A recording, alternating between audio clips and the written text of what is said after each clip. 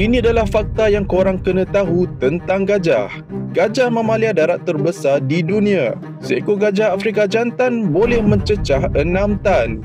Belalainya ada lebih kurang 150,000 otot. Ia digunakan untuk hidu, makan dan minum dan dijadikan snorkel bila berenang.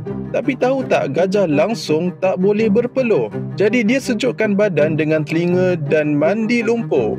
Ingatan gajah lebih hebat dari manusia. Dia boleh ingat lokasi air walaupun dah bertahun tak datang.